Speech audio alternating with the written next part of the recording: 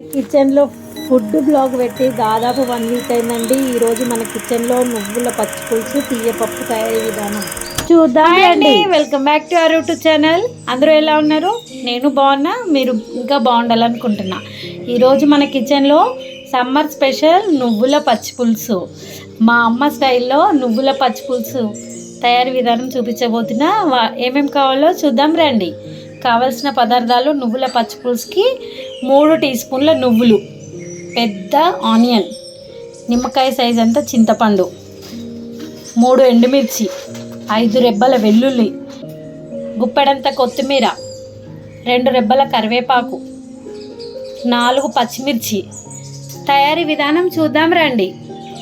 ఇక్కడ స్టవ్ ముట్టించుకొని చింతపండు త్వరగా నానడం గురించి వేడి నీళ్ళలో స్టవ్ మీద పెట్టాను. ఇక్కడైతే మంచిగా వేడిగా అయిపోయింది. చింతపండునైతే నేను పక్కన స్టవ్ మీద పెట్టుకుంటున్నానండి. ఇప్పుడు నేను గ్రిల్ పెట్టుకొని దానిపైన ఎండుమిరపకాయలు, వెల్లుల్లి, పచ్చిమిరపకాయలు మంచిగా కాల్చుకోవాలండి.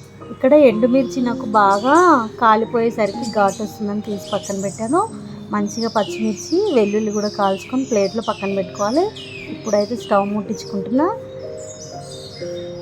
కడాయి పెట్టుకొని 2 టీ స్పూన్ల నువ్వులు అయితే వేసుకున్నా. నువ్వులు బాగా చిటపటలాడేంత వరకు వేయించుకోవాలి. చిటపటలాడిన తర్వాత మనం దంచేది ఉంటుంది కదండి, రోట్లో కానీ మిక్సీ జార్లో కానీ వేసుకోవచ్చు. కచ్చా పచ్చగా మిక్సీ జార్లో వేసుకున్నా పర్వాలేదు, రోట్లో వేసి దంచుకున్నా పర్వాలేదు.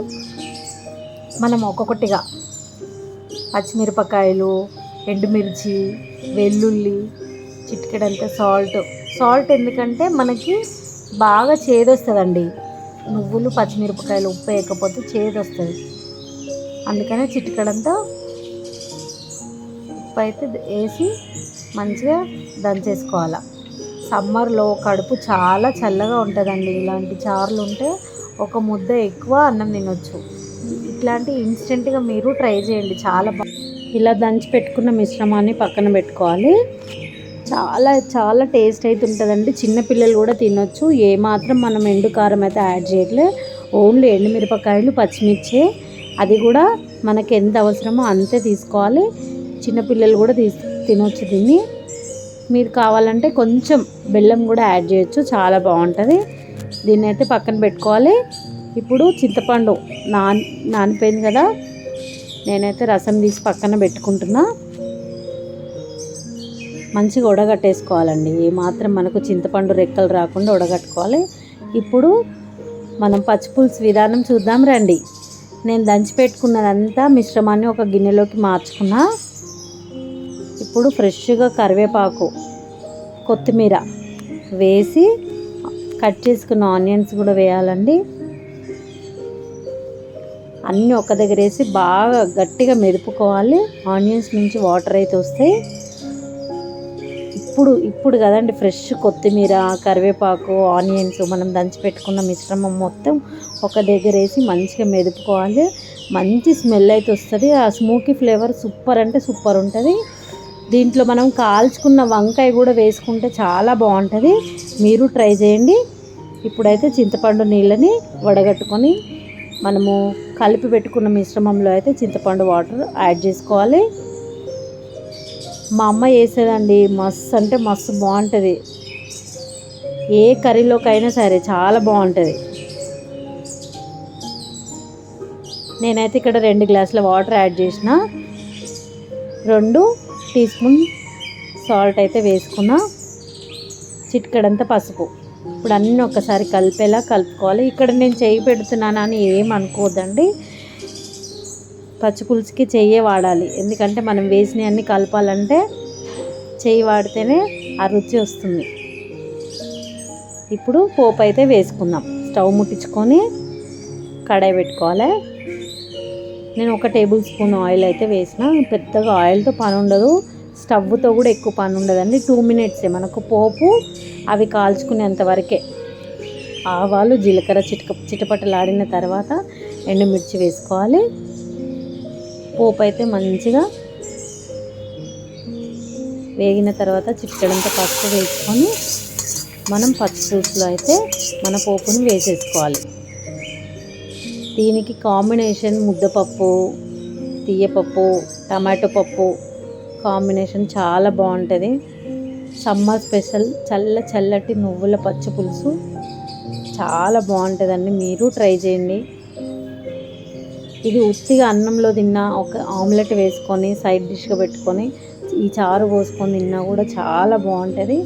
నాకైతే మస్తు నచ్చింది చల్లటి నువ్వుల పచ్చి పులుసు. ఇప్పుడు ముద్దపప్పు తయారీ విధానం చూద్దాం. 1 కప్పు కందిపప్పు కడిగి 1 కప్పుకి 2 కప్పుల వాటర్ పోసి 4 పచ్చిమిరపకాయలు, 1 పెద్ద టమాటో, చిటికెడంత పసుపు వేసి నేను 4 విజిల్స్ అయితే పెట్టుకున్నాను.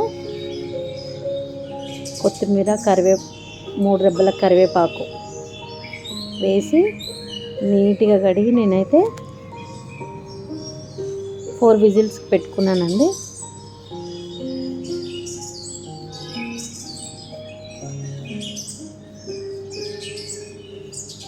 చాలా బాగుంటుందండి కాంబినేషన్.